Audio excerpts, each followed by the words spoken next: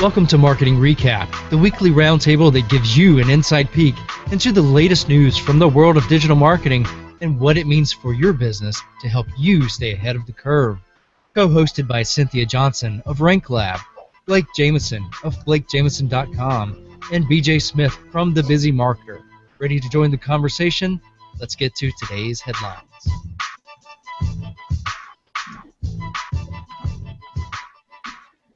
Welcome to Marketing Recap. In this episode, we're talking about the Super Bowl, knuckle-headed ads, and what it all means for social business, plus some cool new Snapchat goodies. If you're watching us live on the Google Plus Hangout, we want to hear from you, so join our live Twitter chat using the hashtag MRcap. We want your questions, your comments, and we want to share some of them on our show tonight. So jump in on the chat right now, hashtag MRcap. Let me introduce you to tonight's roundtable.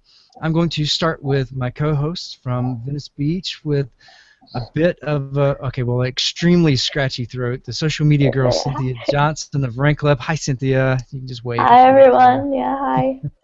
Sorry, I'm going to save your voice, so I won't ask you any questions tonight. Perfect. I know you'll be rocking the Twitter chat tonight. For those of you who don't know, Cynthia also has her own weekly social media marketing Twitter chat. It's hashtag the SM Girl, the social media girl, 1 p.m. Pacific on Tuesdays. And so from Phoenix, Arizona, the content manager of Pool Supply World, the Facebook ads expert at Arch Digital Agency, and the man behind TinderHacks.com, Mr. Blake Jamieson. What's up, Blake? Hey, how's it going, BJ? Things are going well. And if you guys are joining us tonight and you can see the Hangout, you see that there's another face in the crowd. In the hot seat tonight, we have a very special guest. If you've ever seen a list of top marketers to follow, then you've seen his name. Integrated marketing and social media consultant, speaker, global business development professional, author, and international man of mystery. Please welcome Mr. Jeff Sheehan. Hey, BJ, real pleasure to join you guys tonight. I greatly appreciate it, and looking forward to the chat. So, Jeff, I want to make sure I got your last name right. In Carolina. Yes, sir. Sheehan. Welcome, Sheehan. All right, good. I got it. Okay, no problem at all. Yeah, before we jump into the audience, more about you. Let them get to know you a little bit better about what you do.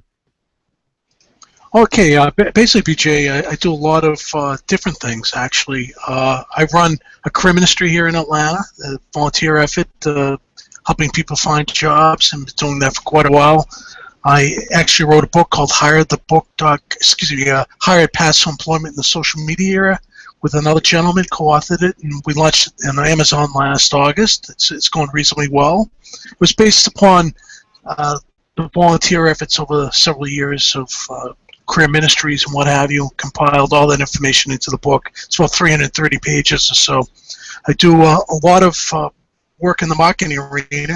As you probably know, I'm quite active on Twitter with 302,000 followers, I believe it is right now, all organic. I didn't buy one follower as a matter of full disclosure. And been using that. I'm an influencer for IBM, so involved with them in some of their influencer programs.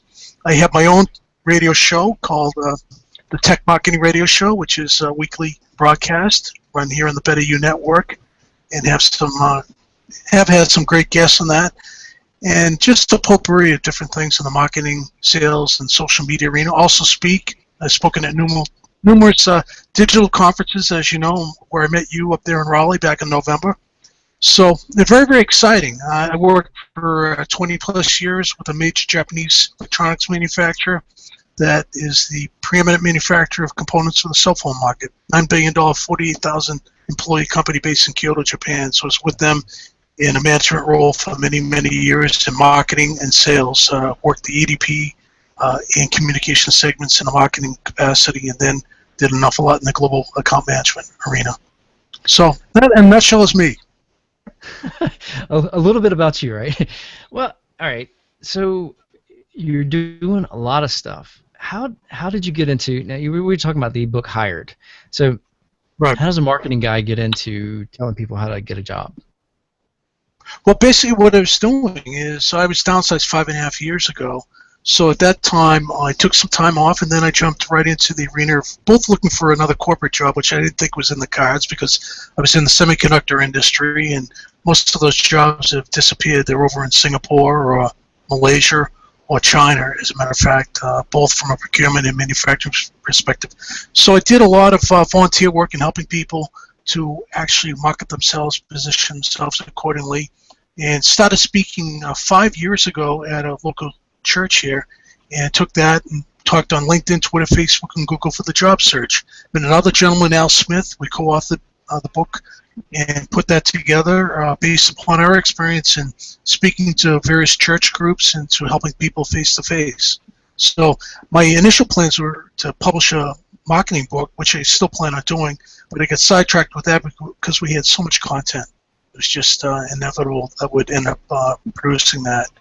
We have a subsequent volume coming out very shortly. And I saw that your book was actually recently on the Amazon top pick for in the job search category. Well, it is. That varies, though. Quite honestly with you, with Amazon, it's Still, you think about how many books are out there just to make it up there, even if it's for a day. That's pretty. Yes, awesome. correct. Yeah, it was actually we were quite impressed with that, but it does vary from week to week, actually, with regard to your status. So just be aware of that with regard to bestsellers and that. However, I can't say it has been a bestseller with regard to a certain time frame on Amazon itself. So, Okay. which is good. So, Excellent. So, been if well anybody wants received. to pick up the book, where would they go? Actually, they can order the book either directly at Amazon or from our website at hiredthebook.com. That's HIRED, thebook.com. So, Great. I want to talk a little bit about social selling before we jump into our first story. right. You know, we hear that a lot, especially in our space, but how do you explain it to people? How do you explain to people what that is, what it means? Well, basically, and BJ, I believe you saw me speak in Raleigh, but in talking about social selling, I think it's just an evolution of the sales process and utilizing some of the social media tools that are out there.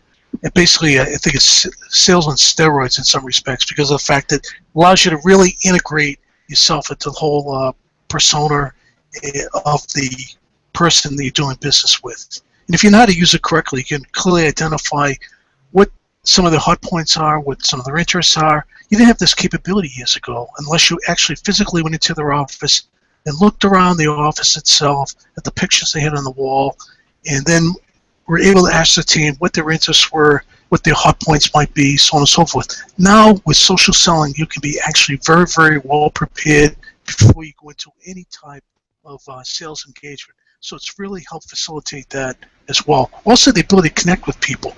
You never had the ability like you do today to connect with people either locally, nationally, or internationally. I mean, the contacts I've been able to make through social media have just been absolutely incredible.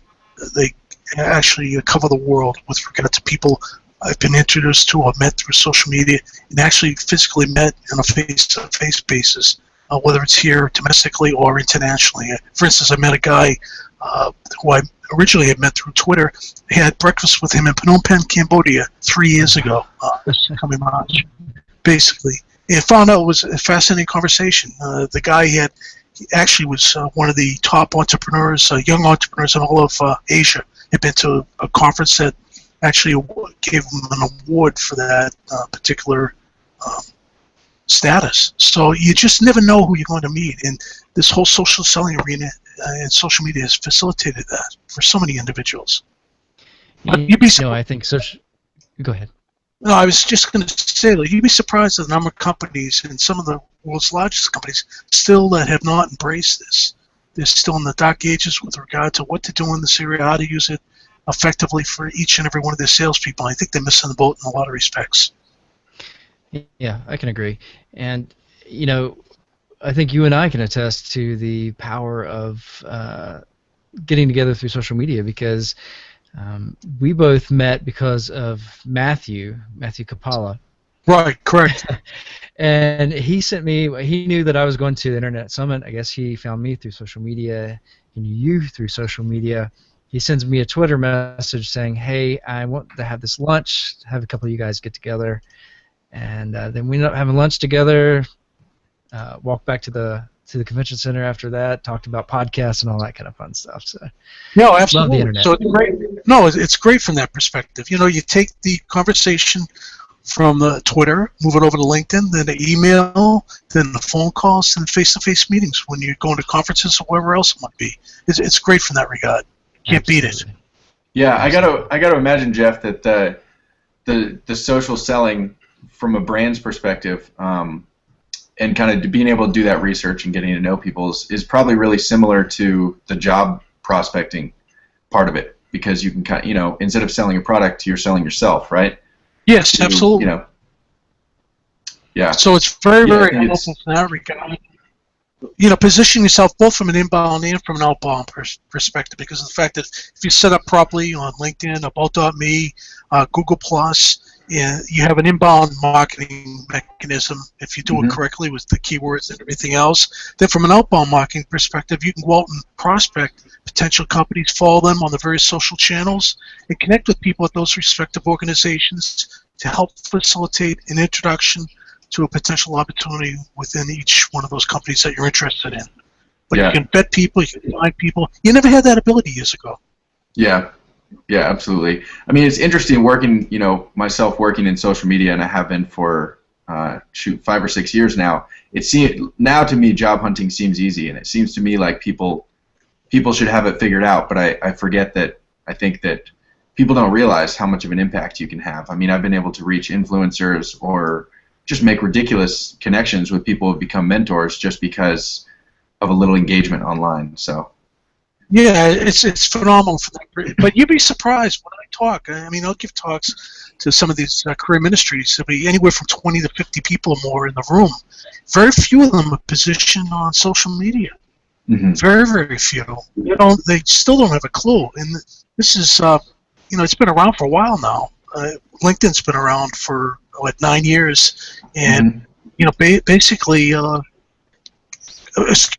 years, and basically people are still not well positioned on it. They don't get it. They still are very naive with regard to how to use it, and they figure, why do I have to be out there? They don't understand the power of LinkedIn from a tool for finding jobs and people finding them accordingly. Right. Hey guys, I want to interrupt just real quick, and before we jump into our first story, I want to remind anybody who's joined us to please come on and hang out with us on the Twitter chat. Go to hashtag MRcap to come hang out with us, ask questions for Jeff, ask questions for us. Give a shout out to Carlos, who's watching us, and he's tweeting on the Twitters for us. Everybody just come and hang out, ask any questions that you may have. So, Jeff and Blake, we've got a little football game coming up in your area this weekend, Blake. Something called the Super Bowl. Yes, we do. So all my news feeds are blowing up about it, and most are talking about all the ad stuff. And Jeff, you and I were talking a little bit earlier today, and you were telling me about a couple articles that you just wrote on the subject of the Super Bowl, ads, and social media. Can you tell us how this came about? Well, actually, I'll sit here in the morning. I'll be tweeting away, setting up tweets for the day or what have you, looking at different articles. And it was on the Today Show, I think, was it Tuesday, where they had the actual, they were talking about the ads for the Super Bowl. So they displayed the GoDaddy ad that they had planned on running for the Super Bowl. So I saw it, and it was heartwarming throughout until the end. And at the end, what they did is the dog had ran away from its home, or jumped out of a pickup truck, and had finally made its way home. And when the dog arrived at the home, the GoDaddy, the ending of the ad itself had the dog being sold, and there was a company there to pick up the dog, take it to its new owners. It was heartbreaking because here the dog had run away, and they're talking about selling the dog at the end there. You would have thought that they would have used done some due diligence, and at least thought at the end there, having a website that said that the dog had been found, and they had a most wanted dog or something like that website, and the banner across the top, found, as the ending. But no, they had sold at the end, and it was it was heartbreaking in a lot of respects, particularly with a dog owner. And I'm looking at my dog here as I'm talking about this right now. But what happened is, as a result of that, there was a petition campaign out there. And the petition campaign, basically thousands upon thousands of people, I guess 30,000 people signed it at change.org. And so as a result of that, yesterday, about mid-morning, GoDaddy pulled the ad. And after that, I saw yesterday morning, Budweiser had an ad on that was very, very similar, but a young puppy. It was heartwarming. It went through to the end, and very, very memorable ad that left a lasting impression on me. And I think that everyone who sees it on Sunday would be suitably impressed with the ad itself. GoDaddy did themselves no favor whatsoever with regard to the ad that they had. And if any, even if they said it was great from a PR perspective, the PR that they received was very, very negative. And I can't think that there's any long-lasting qualities that they'll derive from that whatsoever. Well, Blake, you feel the same way? Yeah, I mean, GoDaddy's MO is the shock value. You know, it has been for a long time. You know, they've Correct. half-naked girls, and I don't know how they got Danica Patrick and Jillian Michaels to represent them and, you know, walk around with just nothing but a GoDaddy sign on. And so part of me is not surprised that they came up with this. I did watch the ad. They've actually removed it from their YouTube channel. So the link that you have in your LinkedIn article is it's private now, but there's plenty of other people who have a copy of it. So I did get to see it. I actually watched it today, and you're right. It's a horrible ad. It's it's very tasteless, and it's kind of what you would expect from GoDaddy, but a little bit worse. So yeah, I have to wonder, is it a stunt? Because I think that they do go for the shock value to get people talking about their ads. What do you think, Blake? I think we won't know until they release their next quarterly earnings.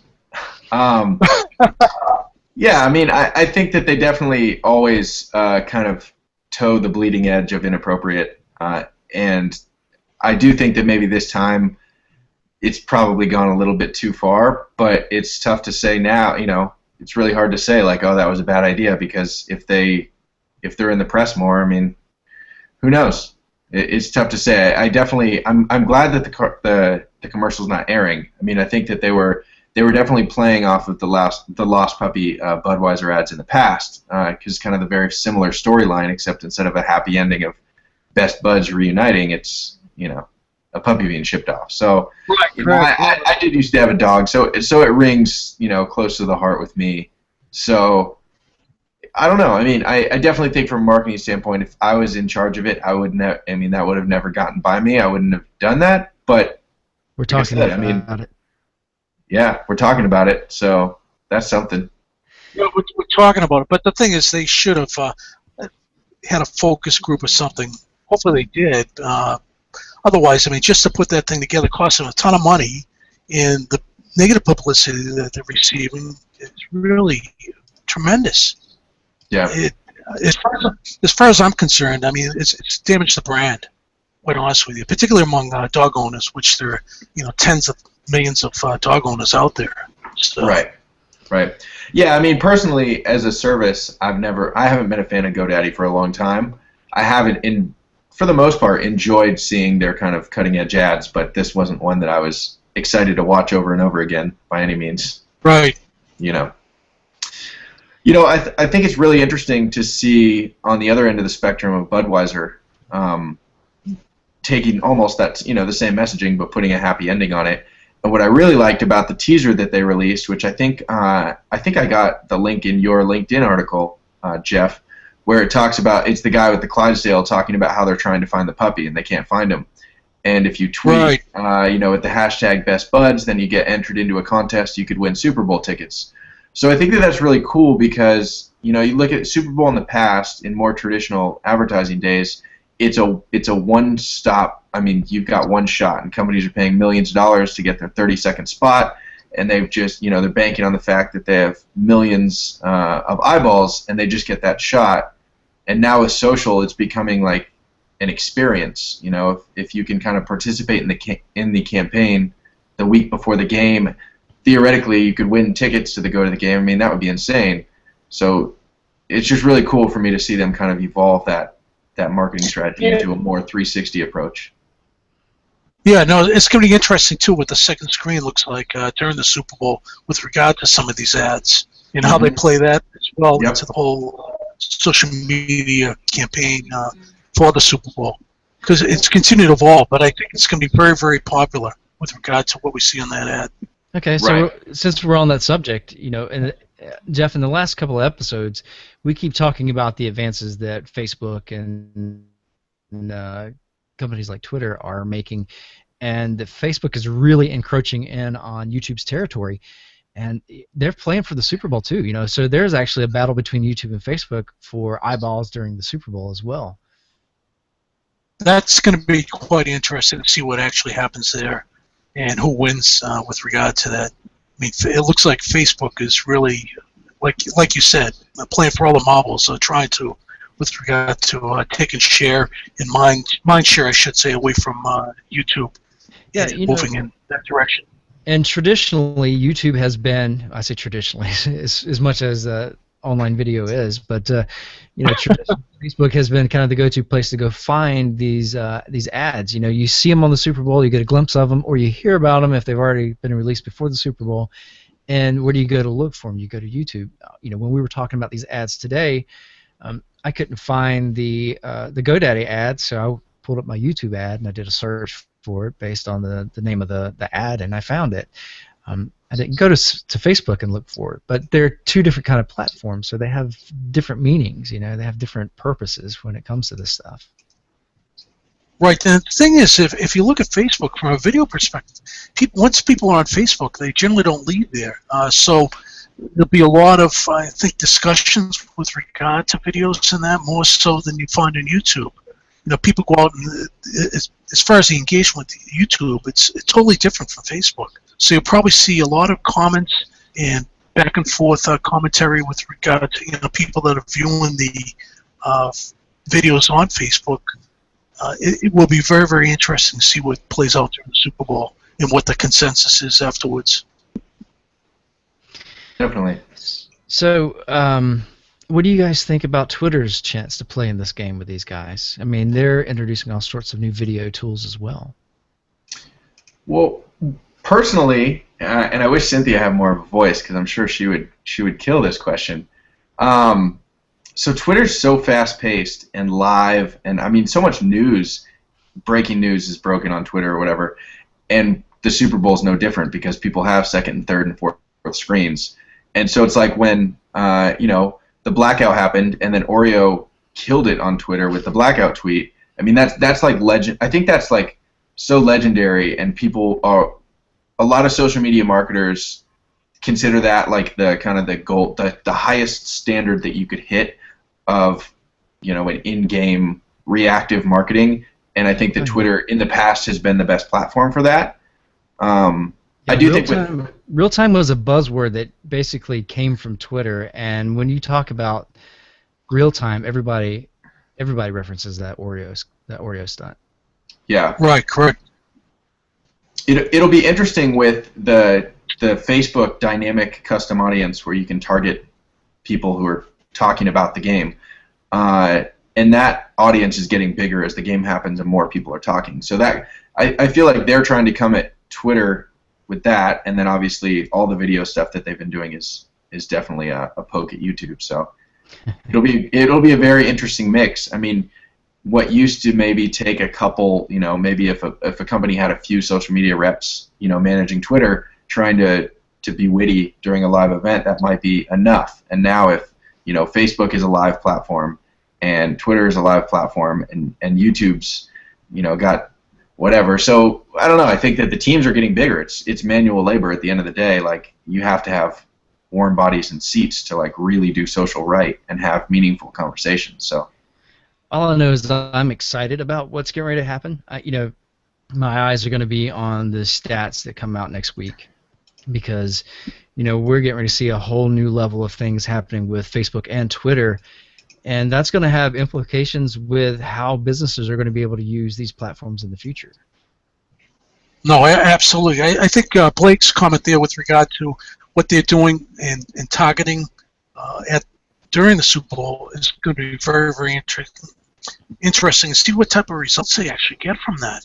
But the data that they have on people, it's just going to be incredible with regard to how they're going to be able to focus in on key individuals, influencers, or whatever with regard to targeted ads and targeted material from Facebook's perspective. So it'll be really interesting to see what results advertisers and everyone else gets as a result of that. Jeff, I've got a question for you from the audience, if you don't mind. I've got one real quick from Chris Israel, and he's wanting to know, in your opinion, and this is going back to I'm sorry, she. Sorry, Chris. She wants to know, in your opinion, what's the next step after becoming a director of social marketing? The next step? Yeah, she said she was looking at looking to kind of plan her next 5 or 10 years of her career and where she should. Well, one of the things I think is critical is people become very data savvy, become analytically oriented in order to differentiate themselves from everyone else out there, because of the fact that there are no barriers to entry to social media per se. However, if you really have skills, analytical skills, you pretty much name your price with regard to what you're trying to do, because very few people out there, they have the soft skills, but they do not have the analytical skills that are going to be so necessary to drive social media and marketing in the future moving forward. Everything's going to be big data based, even more so than it has been, in being able to master the analytical tools, how to use them, how to take the results from them, interpret the results and report to management on what's going on is going to be critical. So those people who go out there and get educated in those disciplines are going to be light years ahead of anyone else. And I would strongly urge any young person that is engaged in social media right now to go out and get those skills and perfect those skills, because it's going to be so important for their career advancement and their ability to make money moving forward, because social media is inundated with people. There's so many people that call themselves social media experts, social media practitioners in this day and age. The market is flooded. You have to be able to differentiate yourself, and you do that through mastering the analytical skills. Yeah, I think I can also kind of chime in, because Director of Social Marketing was actually my last job title before my current one, which was at a PR firm, and now I'm Director of Content Marketing, which is for a much bigger company. So I really got my career advancement came more from a kind of a lateral move. I did get a different title, but one of the things that I was focusing on, definitely the analytical side and the data stuff, I think is probably the most important. I totally agree with you on that, Jeff.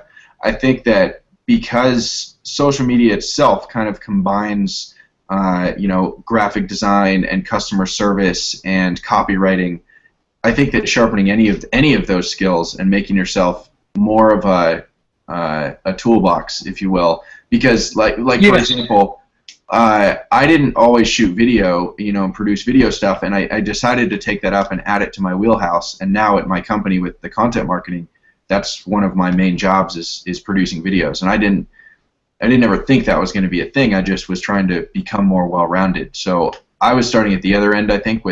I came from an analytical background. I was an econ major and was really into like statistics. That was like my favorite class in college.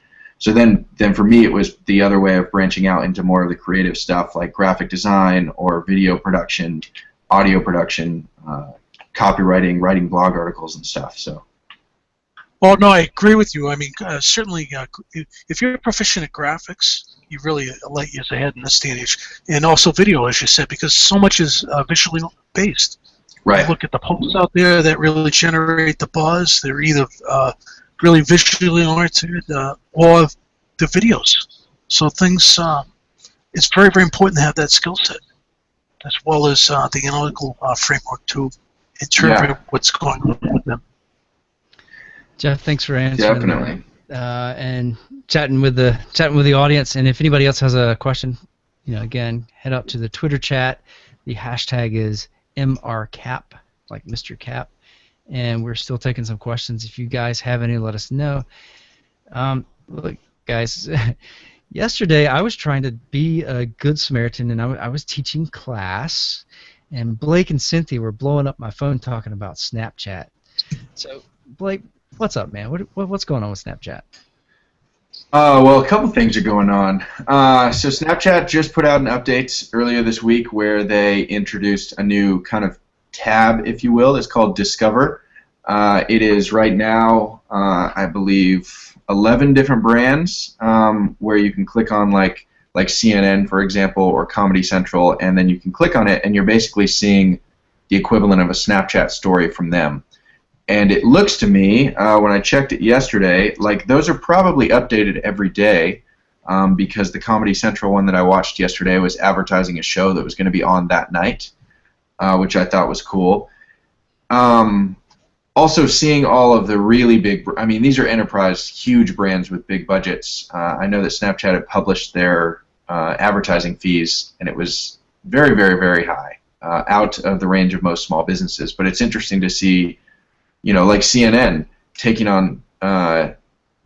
some ad dollars and throwing them at Snapchat because Snapchat has eyeballs of a generation that probably doesn't watch CNN, and they need some future viewers. So it's really interesting for me to see.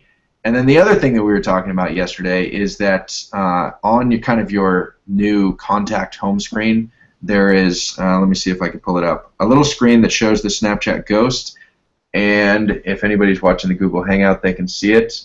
There's a lot of glare. Anyways, this image doesn't really look like anything special, but it turns out that it's actually a QR code. And when that QR code is scanned from someone else's phone from within their Snapchat app, it will add me. It would add me as a friend to them. So what I did was I posted that. I took a screenshot of my phone, and then I put a picture on Twitter of that screenshot and just said, if you see this on desktop, open Snapchat, open your camera, take a, focus on this image, and then we'll be added as a friend, and I will add you back. And since then, I've probably gotten, 10, 20 people added me on Snapchat, which is cool because that's a lot for one day for me. Yeah, I saw that. It was very interesting.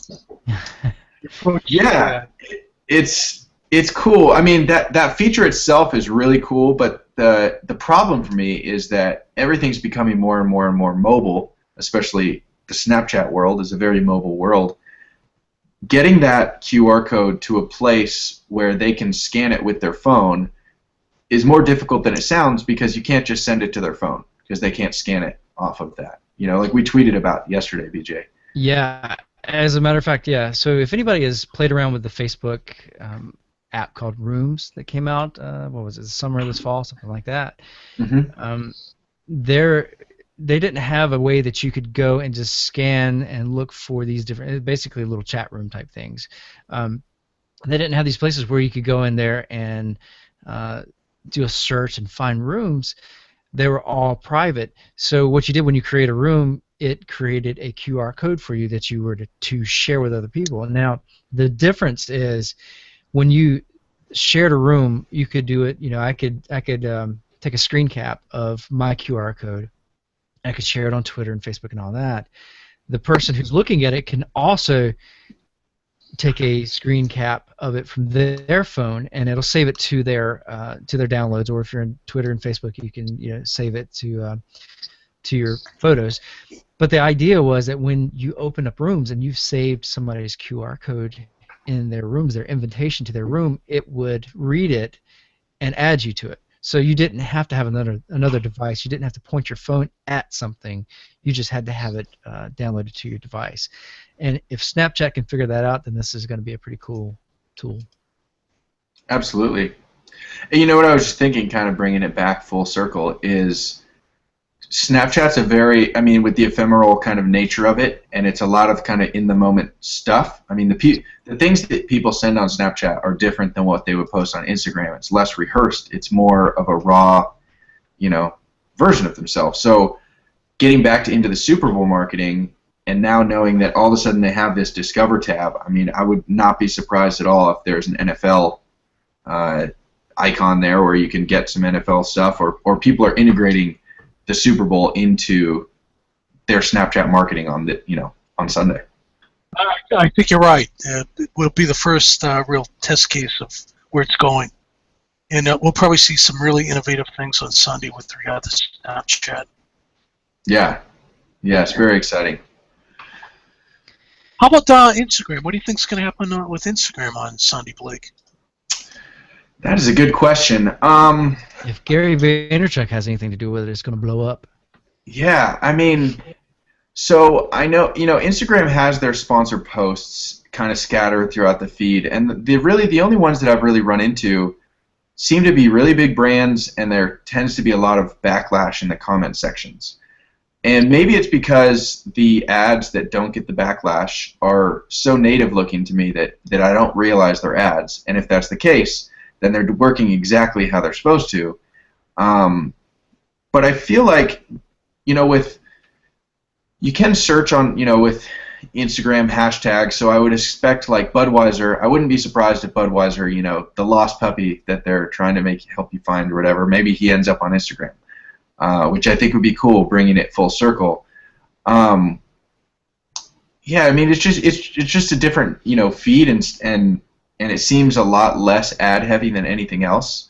So I expect to see a lot of like personal stuff about the Super Bowl. All my friends are going to be posting. I don't know how much brand exposure I'm going to get, unless it's an integrated campaign with something like Budweiser, I think.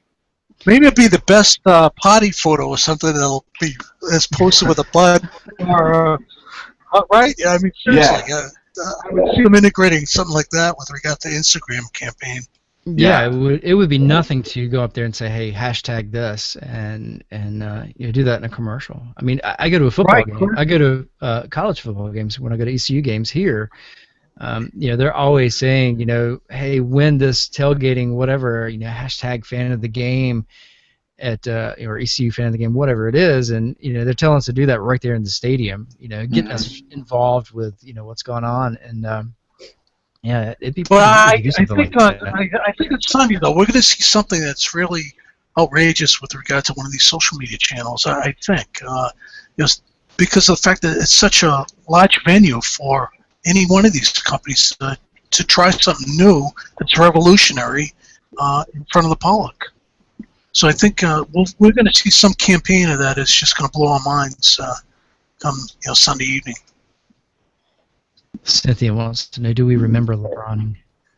I could chime in a little bit. So LeBroning, it was this thing where LeBron had cramps and he left the court, and then everyone on social media, especially on Instagram, was hashtagging LeBroning, and so it was anytime someone was being like ridiculously immature or overreacting or a hypochondriac, they would tag LeBroning, and it went viral for like 3 days. Yeah. So attaching, yeah, go ahead. Oh, I was just going to say, I mean, that just kind of made me think that it'll be interesting to see if any of the commercials that air are incentivizing posting, not like LeBroning, but, something to that same effect where, like, a brand new hashtag is released with live during the Super Bowl, and it's like, post a picture of your Super Bowl party with this hashtag, and you can win X by the end of the game or something. That'd be interesting because it's just expanding the kind of the ripple effect of you get your commercial and then planting all these seeds and they're all sharing on Instagram. Yeah. That would be interesting. Or for any network really, for that matter. Well, look, hey, if I was a local business, usually local businesses get to advertise in the third quarter of the Super Bowl, and that'd be a pretty interesting opportunity for them. Yeah. Absolutely. All right. Anybody else have any questions for Jeff? Based on their World Cap. Not many questions. Lots of. I'm just excited to get the book. I know. Well, thank you very much. I appreciate that. So it's Jeff, interesting. remind us again. It's good to read. Remind us again how we can get your book. You can get it at hiredthebook.com or on Amazon. It's the book is called Hired: Paths to Employment in the Social Media Era. So you can find it at either one of those places. Excellent. And we're also going to put that in the show notes for this episode. It will be released, I believe, on Tuesday of next week. So today's Thursday, so it should be out on Tuesday. And you'll be able to go to marketingrecap.com/5, and we'll have the link to your book and any other contact information that you'd like to share with us. Just you can follow me again on Twitter. You can find me there. I'm out there all the time. I'm a Twitterholic, self-professed. Let's see if we can get him up to 400 followers. Jeff Sheehan is my username. You can find me there. And you can find me on LinkedIn at Jeff Sheehan. I'm out there as well. My email address is jeffsheehan2010@gmail.com. All right. Jeff, thanks for joining us. Cynthia. Oh, my pleasure. Yeah, thank you, Jeff. I'm sorry, I didn't mean to cut you off there. Cynthia, do you have enough voice to tell people goodbye, how to get in touch with you? Yes, you can get in touch with me on Twitter at Cynthia Live. You can email me at cynthia@ranklab, ranklab.com, or cynthia@socialmediaclub.org. Or follow me on Snapchat. DSM girl. Thanks. Nice. I'll put everybody's Snapchat ghost on the on the on the show notes too. Maybe I'll have 5 followers. Friends on Snapchat. All right, and thanks. You guys haven't really heard much from Cynthia today, and you haven't seen her much on the video, but she has been working hard in the background, just rocking the Twitter chat. So thanks so much for handling all that for us tonight, Cynthia. No problem. And Blake. Yes. How can we get up with you, buddy? What do you have going on? What do you want to tell everybody about? I mean, I guess on Snapchat it's on the brain. That's a good one. My username is Blake J Snap. Everything else, my username is Blake Jamieson. JAMIESON. Twitter, Instagram, Facebook, Google+, everything. Excellent. Well, and again for me, you can find me on Twitter and Instagram at BJ Smith Strategy. I have a Snapchat too. I think it's PIR897, so Pirate97. Yeah, it makes more sense if you see it. And I'll put my code up there too. I don't really snap, so I'm 40. You know what to expect. But check out my other show, the Busy Marketer Podcast. I'm working on a new season. I just scheduled a ton of new interviews today, and I'm excited. So keep an eye out for that in the coming weeks. And if any of you, is a successful digital marketer or knows of a successful digital marketer that would be a good fit for the show, go ahead and email me, bj@thebusymarketer.com, or tweet me, whatever you want to. And don't Snapchat me because I won't get it in time to figure out what you're trying to tell me. Oh, Blake can teach you. Blake will help you out with that. Yep. Thanks. Again, a special thanks to our guest, Jeff Sheehan.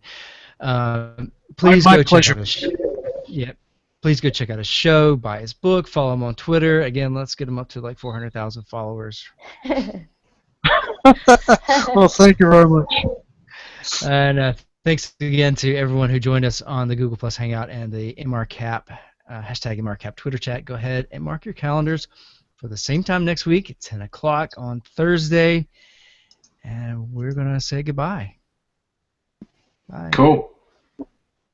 Okay, bye. Enjoy the Super Bowl. Thanks for joining Marketing Go Recap, Pat. the show that gives you a peek inside the world of digital marketing. Remember to join us next Thursday for the live show at 10 p.m. Eastern, 7 p.m. Pacific on Google Plus or Twitter using hashtag MRcap. And please tell your friends about the show. Subscribe via iTunes or Stitcher and view all episodes and news stories at marketingrecap.com. See you next week.